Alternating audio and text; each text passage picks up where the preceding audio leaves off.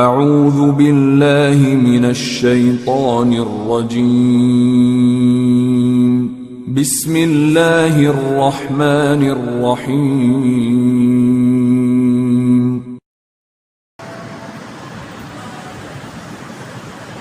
الحمد للہ نحمده ونستعینه ونستغفره نعوذ باللہ من شرور انفسنا ومن سيئات أعمالنا من يهده الله فلا مضل له ومن يضلل فلا هادي له وأشهد أن لا إله إلا الله وحده لا شريك له وأشهد أن محمدا عبده ورسوله أما بعد فإن خير الحديث كتاب الله وخير الهدي هدي محمد صلى الله عليه وسلم وشر الأمور محدثاتها وكل محدثة بدعة وكل بدعة ضلالة وكل ضلالة في النار يا أيها الناس اتقوا ربكم الذي خلقكم من نفس واحدة وخلق منها زوجها وبث منهما رجالا كثيرا ونساء واتقوا الله الذي تساءلون به والأرحام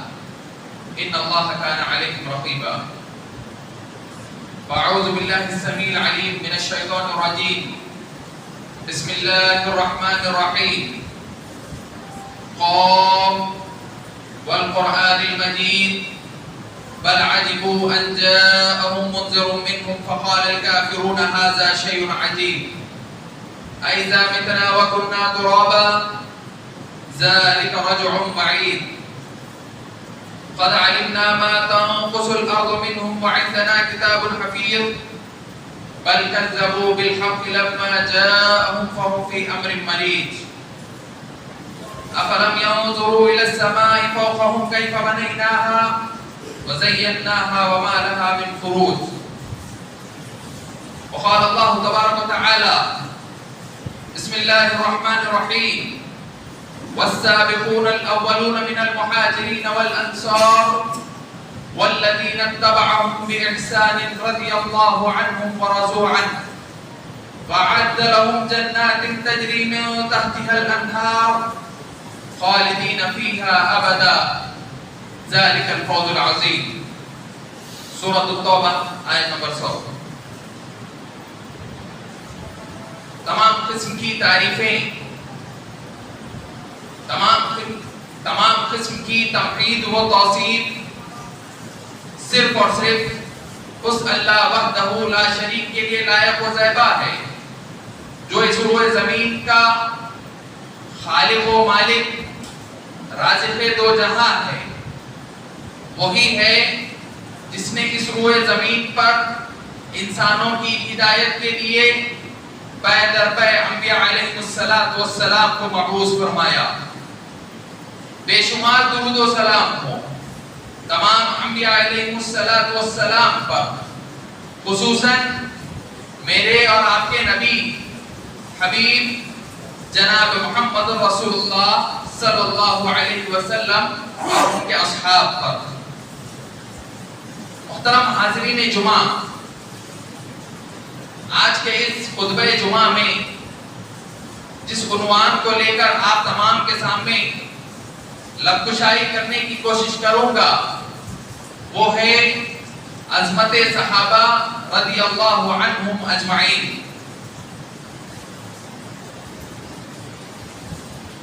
محترم حضرات اپنے موضوع میں داخل ہونے سے قبل سب سے اہم چیز جو ہمیں ایک بحیثیت مسلمان ہوتے ہوئے جان لینی چاہیے وہ یہ جب ہم صحابہ اکرام رضی اللہ عنہم اجمعین کہتے ہیں تو ہر مسلمان کو اس بات کا علم ہونا چاہیے کہ صحابی کہتے کسے کون ہیں وہ لوگ جنہیں صحابہ اکرام رضی اللہ عنہم اجمعین کہا جاتا ہے جن کے بارے میں کہا جاتا ہے کہ اللہ رب العزت نے ان کی زندگی میں اس دنیا میں رہتے ہوئے اپنی رضامندی کی سرٹیفکیٹ انہیں دے دی. کون ہیں وہ لوگ جن کو اس روئے زمین پر رہتے ہوئے اللہ رب العزت نے جنت کی سرٹیفکیٹ دے دی تھی؟ یہ وہ جماعت ہے جو اللہ کے نبی صلی اللہ علیہ وسلم کو دین کی تبلیغ کرنے میں اللہ کے نبی صلی اللہ علیہ وسلم کا ہر موڑ پر ان لوگوں نے ساتھ دیا. صحابی کی تعریف کرتے ہوئے امام ابن حجر الاسقلانی رحمہ اللہ فرماتے ہیں کہ من لقی النبی صلی اللہ علیہ وسلم فی حالت الایمان. ابن حجر اسقلانی رحمہ اللہ کہتے ہیں کہ صحابی وہ ہیں جو اللہ کے نبی صلی اللہ علیہ وسلم سے اس حالت میں ملاقات کیے ہوں کہ وہ حالت ایمان پر تھے، یعنی اللہ کے نبی صلی اللہ علیہ وسلم پر انہوں نے ایمان لا لیا تھا، اسلام لا لیا تھا. اس کے بعد کہتے ہیں وَمَاتَ عَلَى الْإِسْلَامِ، اور جس طرح اللہ کے نبی صلی اللہ علیہ وسلم پر ایمان لانے کے بعد اسی حالت میں ان کا انتقال ہو گیا ہو، ایسے شخص کو کیا کہتے ہیں؟ صحابی کہتے ہیں. حضرات اب یہ تو ہم نے جان لیا کہ صحابی کسے کہتے ہیں. اب جو میرا موضوع ہے عظمت صحابہ، صحابہ کرام رضی اللہ عنہم اجمعین کی عزت و تکریم کرنا، ان کی عزتوں کی پاسداری کرنا اور ہر معاملے میں صحابہ کرام کو اپنا آئیڈیل اور نمونہ بنانا، اس سلسلے میں آج کے اس عنوان پر میں گفتگو کروں گا. سب سے پہلی چیز یہ کہ اس عنوان کی اہمیت کیا ہے، کیوں یہ عنوان اتنا زیادہ اہم ہے.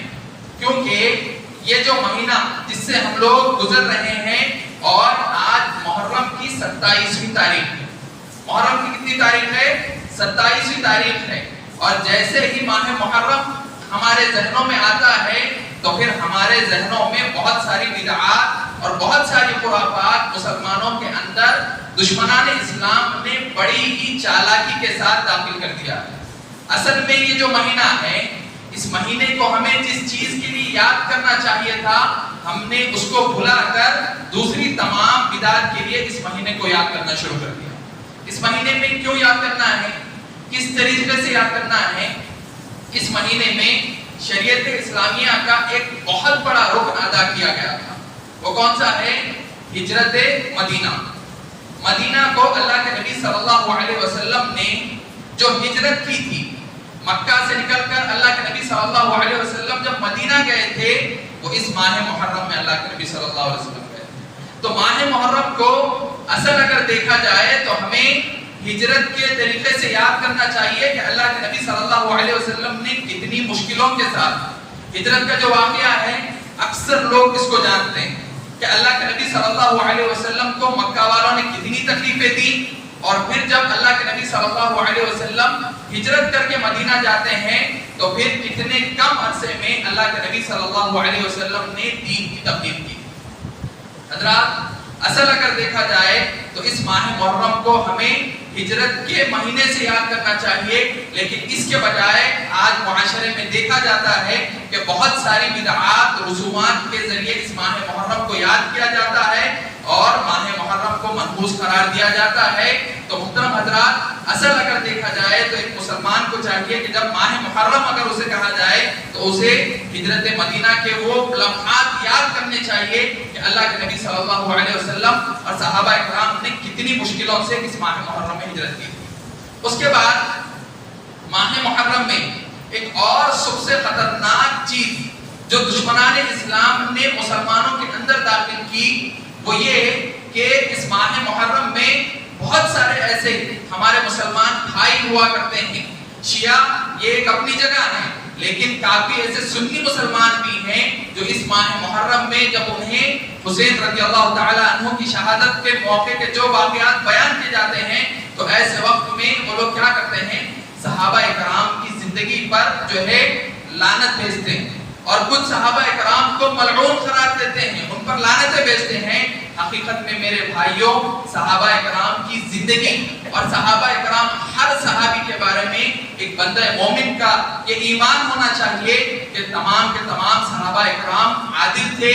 انصاف پسند تھے، اور اللہ رب العزت نے ہر صحابی کے بارے میں کہا ہے کہ تمام کے تمام صحابہ کرام جنت میں۔ جیسے ابتدائی خطبے میں نے سورۃ التوبہ کی ایک آیت کریمہ آپ کے سامنے تلاوت کی، جس میں اللہ رب العزت بخوبی فرماتا ہے، کہتا ہے کہ والسابقون الاولون من المہاجرین والانصار، سابقین اور اولین میں سے، مہاجرین اور انصار میں سے جو لوگ بھی ایمان لے آئے، والسابقون الاولون من المہاجرین والانصار والذین اتبعوہم باحسان، اور وہ لوگ بھی جو ان کے بعد آنے والے لوگ جو ان کی اچھی طریقے سے انہوں نے جس طرح جو ہے دین پر عمل کیا ہے، اسی طرح اگر یہ لوگ بھی دین پر عمل کرتے ہیں تو اللہ رب العزت کہتا ہے کہ رضی اللہ عنہم ورضوا عنہ، میں ان سے راضی ہو گیا ہوں اور وہ لوگ مجھ سے راضی ہو گئے۔ دیکھیں یہاں پر کوئی قید مقید نہیں ہے کہ فلاں صحابی جنتی ہیں یا فلاں صحابی، اللہ رب العزت کہتا ہے تمام کے تمام صحابہ کرام، وہ چاہے کبار صحابہ کرام ہو یا پھر ایک ادنا سے ادنا صحابی کیوں نہ ہو، تمام کے تمام صحابہ کرام کے بارے میں اللہ رب العزت کہتا ہے کہ رضی اللہ عنہم ورضوا عنہ وَأَعَدَّ لَهُمْ جَنَّاتٍ تَجْرِي مِن تَحْتِهَا الْأَنْهَارُ، اللہ رب العزت کہتا ہے اور میں وعدہ کرتا ہوں کہ انہیں ایسی جنتیں عطا کروں گا جس کے نیچے سے نہریں جاری ہوں گی، اللہ اکبر، جس کے نیچے سے نہریں جاری ہوں گی۔ وہ کون سے شخص کو ملے گا؟ جو صحابہ کرام کی اتباع کرے گا۔ جس طرح صحابہ کرام کی اتباع کرنے کا حکم ہمیں دیا گیا ہے، اگر کوئی بندہ اس طرح صحابہ کرام کی اتباع کر لے گا تو پھر اس کے لیے اللہ رب العزت کہتا ہے کہ اعد لهم جنات تجری من تحتها الانہار خالدین فیہا ابدا، ایک تو جنتیں دوں گا جس کے نیچے سے نہریں جاری ہوں گی، اور خالدین فیہا ابدا، وہ لوگ ہمیشہ ہمیشہ اس میں رہیں گے۔ ذالک الفوز العظیم، اور یہ سب سے بہترین کامیابی، یہ دنیا کی کامیابی انسان کی اصل کامیابی نہیں ہے، بلکہ ایسی جنتیں جس کے نیچے سے نہریں جاری ہوں گی، ایسی جنت اگر کسی انسان کو مل جاتی ہے تو یہ حقیقی معنوں میں اس کی کامیابی ہے۔ محترم حضرات، جیسا کہ آپ جانتے ہیں اللہ کے نبی صلی اللہ علیہ وسلم نے صحابہ کرام کے سلسلے میں ہمیں ہمیشہ اس بات کی تنبیہ کی، کہا کہ تم صحابہ کرام کو برا بھلا نہ کہو اور ان کی عزت اور تقریب میں کوئی تنقیص نہ کرو، لیکن آپ دیکھیں گے دشمنان اسلام نے بڑی ہی چالاکی کے ساتھ اسلام کو مجروح کرنے کے لیے جس حربے کو استعمال کیا وہ صحابہ کرام کی شخصیات تھی۔ کیسے؟ آپ دیکھیں گے جب دشمنان اسلام نے دیکھا کہ اگر ہم قرآن مجید پر کوئی آواز اٹھاتے ہیں تو تمام کے تمام مسلمان اکٹھا ہو جاتے ہیں اور اس کی مخالفت کرتے ہیں، اور وہ تمام کے تمام مسلمانوں کا بالاتفاق یہ ایمان ہے کہ قرآن میں کوئی ملاوٹ نہیں ہے، اور تمام کے تمام مسلمان جو ہے اس سے رک جاتے ہیں اور ان کو گمراہ نہیں کیا جا سکتا۔ اسی طرح ان لوگوں نے یہ بھی کوشش کی کہ اللہ کے نبی صلی اللہ علیہ وسلم کی شخصیت کو مجروح کیا جائے۔ اللہ کے نبی صلی اللہ علیہ وسلم کی شخصیت پر جب کوئی بات آتی ہے تو اس وقت بھی تمام کے تمام مسلمان اکٹھا ہو جاتے ہیں اور اس کی مخالفت کرتے ہیں، اس برائی کو ختم کر دیتے ہیں۔ لیکن یہ دونوں چیزوں سے جب اسلام کو ہم نقصان نہیں پہنچا سکتے تو تیسرا حربہ سب سے جو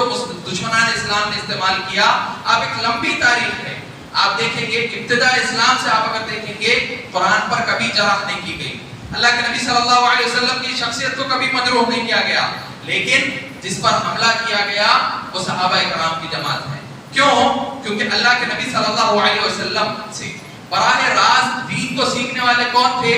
صحابہ کرام تھے۔ اگر ہم صحابہ کرام کی شخصیت کو مجروح کر دیں گے، خراب کر دیں گے اور یہ لوگوں کے درمیان عام کر دیں گے کہ صحابہ کرام بہت سارے جھوٹے تھے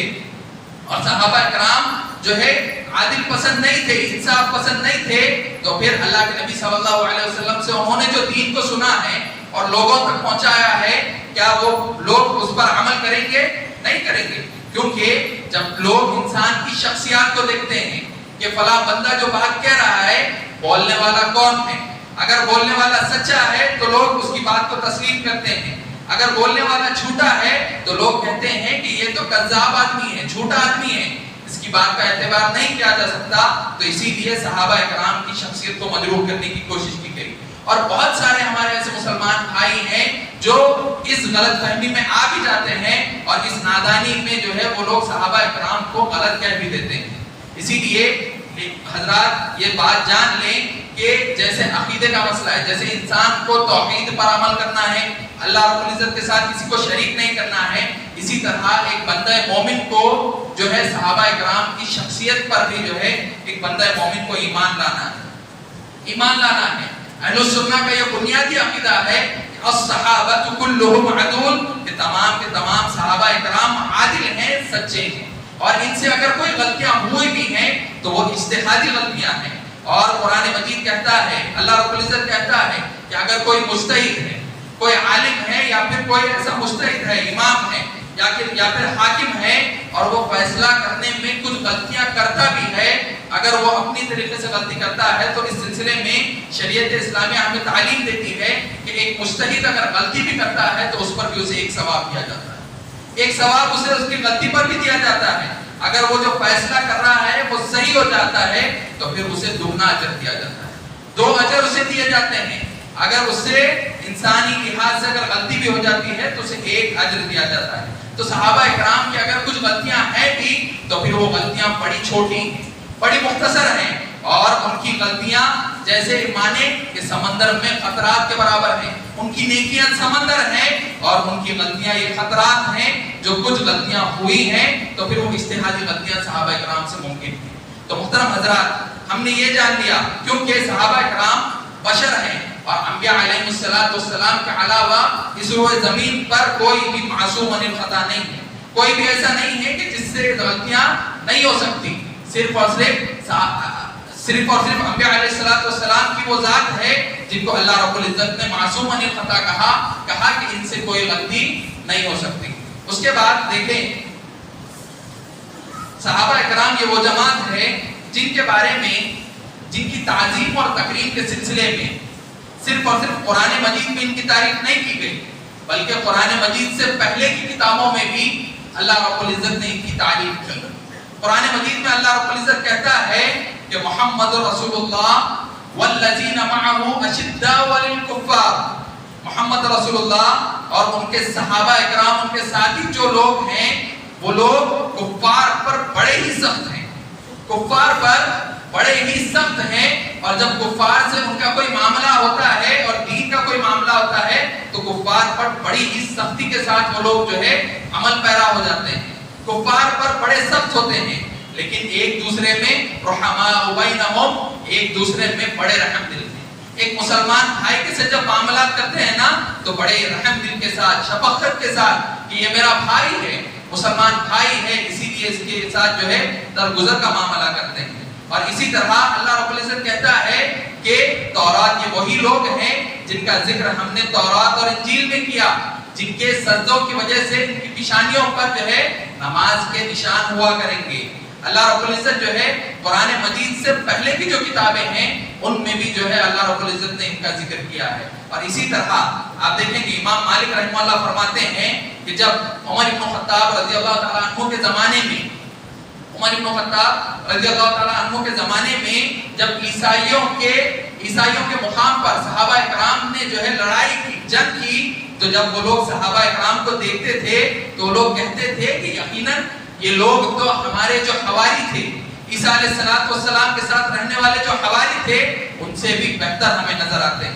کیوں؟ کیونکہ اللہ رب العزت فرماتا ہے کہ جو بندہ نماز کو قائم کرتا ہے، نماز پڑھتا ہے، 5 وقتہ نمازیں پڑھتا ہے، اور اسی کے ساتھ ساتھ تہجد اگر کوئی انسان پڑھتا ہے جس کے ذریعے وہ اپنے باطن کو پاک کر لیتا ہے تو پھر اللہ رب العزت اس بندے کے ظاہر کو بھی بڑا خوبصورت بنا دیتا ہے. آپ عمل کر کے دیکھیں، کوئی انسان 5 وقتہ نمازوں کی پابندی کر لے اور اسی کے ساتھ ساتھ تہجد کے وقت اگر کوئی بندہ پابندی کرتا ہے اور اپنے دل کو صاف رکھتا ہے ایک مسلمان بھائی کے تعلق سے، اللہ رب العزت آپ کے ظاہر کو بھی پاک کر دیتا ہے، آپ کے ظاہر کو بھی بڑا خوبصورت کر دیتا ہے اور لوگ آپ سے محبت کرنا شروع کر دیتے ہیں. یہی وجہ ہے کہ اللہ کے نبی صلی اللہ علیہ وسلم کی شخصیت کو آپ دیکھیں، اللہ کے نبی صلی اللہ علیہ وسلم کی شخصیت جتنی باہر سے خوبصورت تھی، اتنی ہی زیادہ اندر سے اللہ کے نبی صلی اللہ علیہ وسلم کی شخصیت خوبصورت تھی. آپ نے اپنے دشمنوں کو معاف کر دیا. اسی لیے اللہ رب العزت کہتا ہے کہ تمام لوگوں کے دلوں میں ہم نے نبی کریم صلی اللہ علیہ وسلم کی محبت کو ڈال دیا.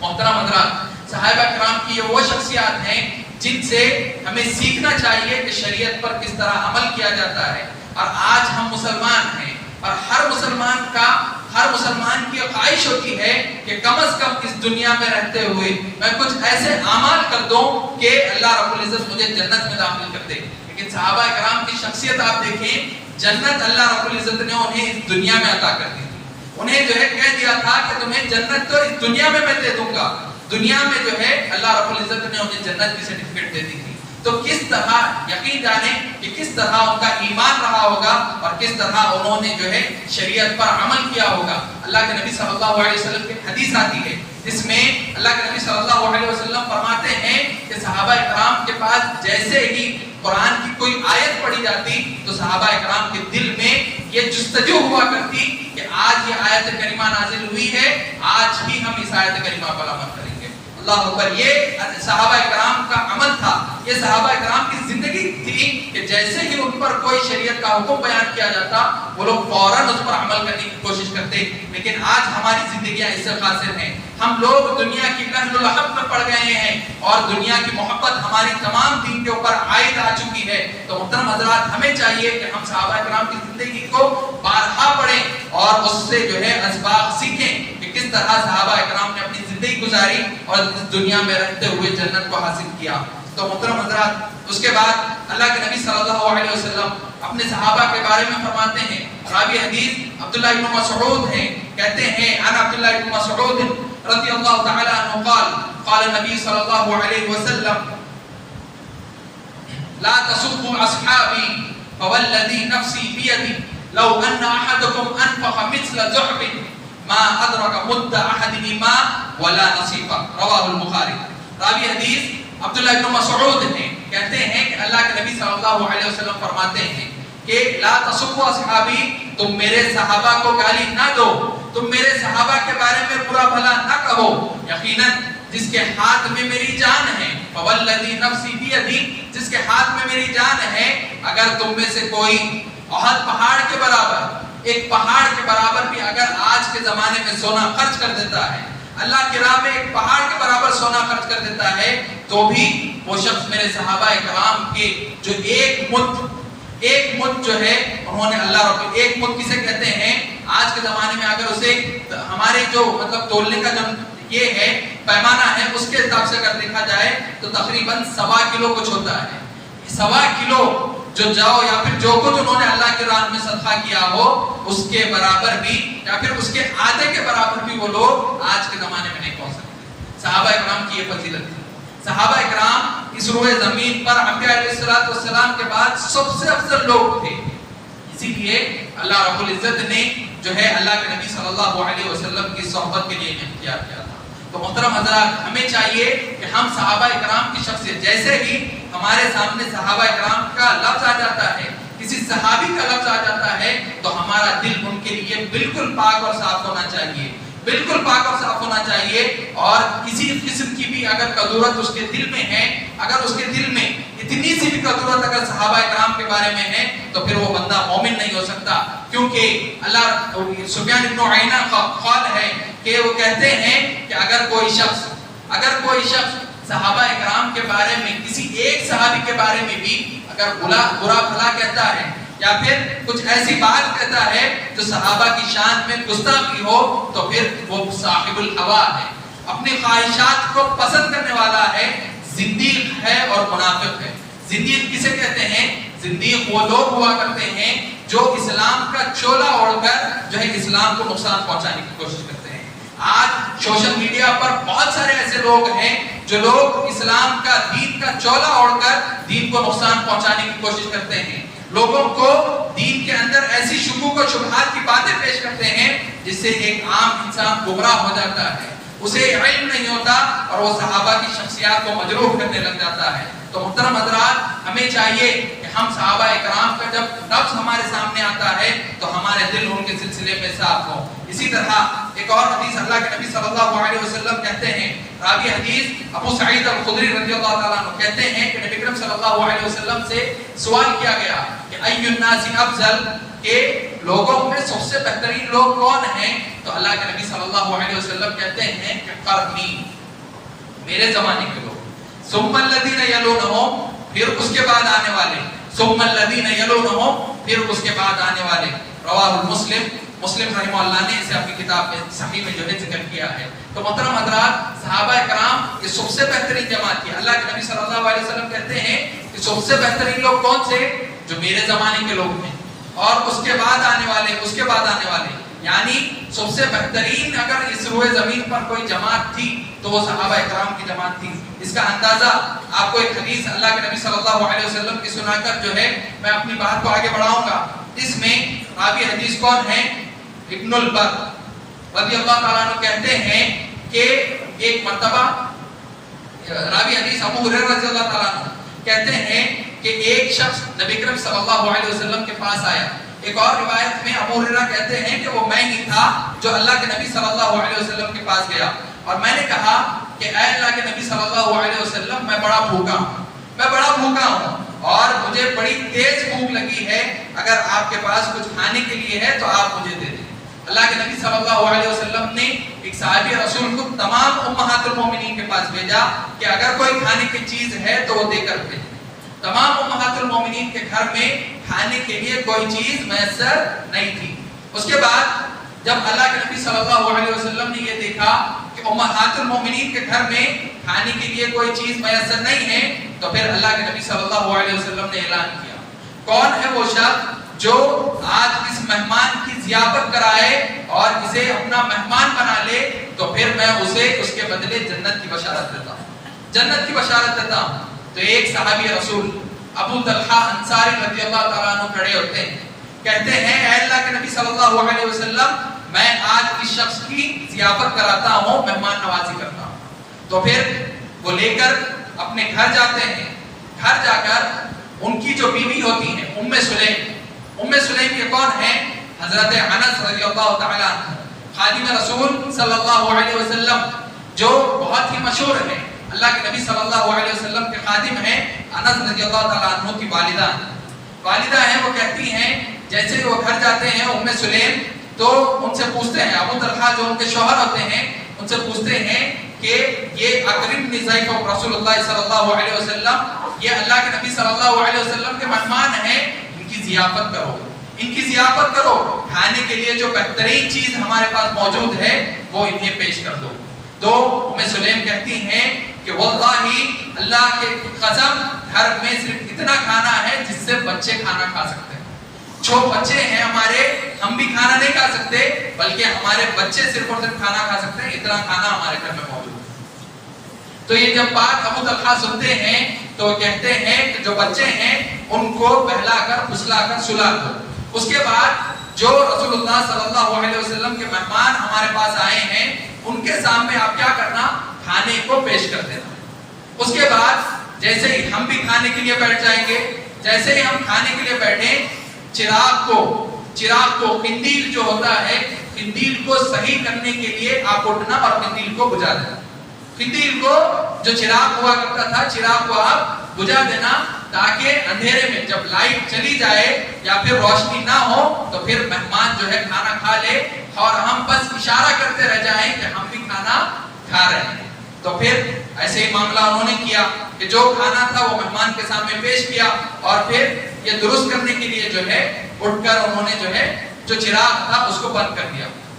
اور پھر یہی معاملہ ہوا، رات میں مہمان نے جو ہے کھانا کھا لیا اور اس کے بعد دوسرے دن صبح جبرائیل علیہ السلام اللہ کے نبی صلی اللہ علیہ وسلم کے پاس آتے ہیں، کہتے ہیں کہ کل رات ایک ایسا واقعہ پیش آیا جس کی وجہ سے اللہ رب العزت ان پر مسکراتا ہے. دو ایسے بندے ہیں جن کے بارے میں اللہ رب العزت مسکراتا ہے. اللہ رب العزت کو جو ہے ہنسی آتی ہے کہ بندہ اس حد تک بھی جو ہے کیا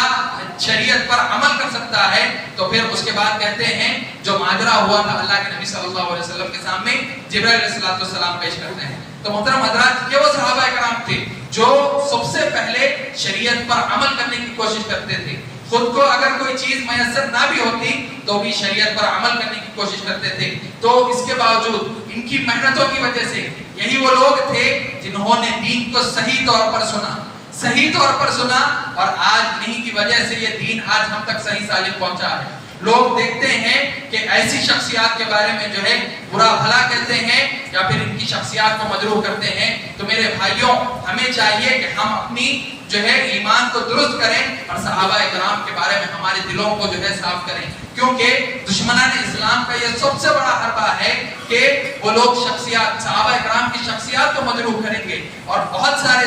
دشمنان اسلام آپ دیکھیں گے ابو ہریرہ رضی اللہ تعالیٰ عنہ کی شخصیت کو مجروح کرنے کی کوشش کرتے ہیں. کیونکہ اللہ کے نبی صلی اللہ علیہ وسلم سے سب سے زیادہ اگر کسی نے احادیث سنے ہیں تو وہ کون ہیں؟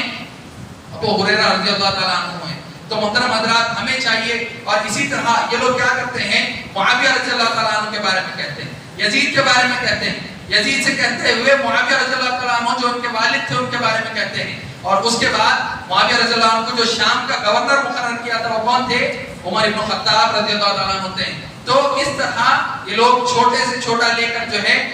بڑے کبار صحابہ کرام کے بارے میں جو ہے شخصیات پر برا بھلا کہتے ہیں. ایک مسلمان کا یہ شیوا ہونا چاہیے کہ جب کبھی صحابہ کرام کے بارے میں کوئی بھی بات سنے تو پھر اسے یہ مان لینا چاہیے کہ صحابہ کرام تمام کے تمام عادل تھے، صاف تھے. اگر ان کی کچھ غلطیاں ہیں تو اجتہادی غلطیاں ہیں اور انسان کو اس سے صرف نظر کرنا چاہیے. آخر میں اللہ رب العزت سے دعا کروں کہ اللہ رب العزت ہم تمام کو صحابہ کرام کی زندگیوں کو پڑھنے اور ان کو سمجھنے اور جس طرح انہوں نے شریعت پر عمل کرنے کی کوشش کی تھی اسی طرح اس شریعت پر عمل کرنے کی کوشش کرنے کی توفیق عطا فرمائے. آمین یا رب العالمین. والسلام علیکم ورحمۃ اللہ وبرکاتہ.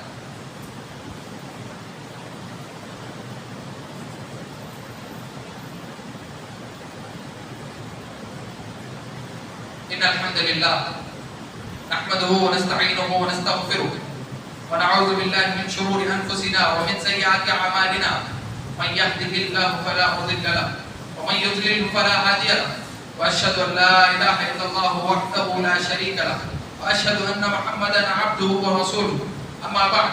اللهم صل على محمد وعلى ال محمد كما صليت على ابراهيم وعلى ال ابراهيم انك حميد مجيد. اللهم بارك على محمد وعلى آل محمد كما باركت على إبراهيم وعلى آل إبراهيم إنك حميد مجيد. عباد الله رحمني ورحمكم الله، إن الله يأمركم بالعدل والإحسان وإيتاء ذي القربى وينهى عن الفحشاء والمنكر والبغي يعظكم لعلكم تذكرون. اذكروا الله يذكركم وادعوه يستجب لكم ولذكر الله تعالى أولى أجل وأكبر وأتم. قم بالصلاة.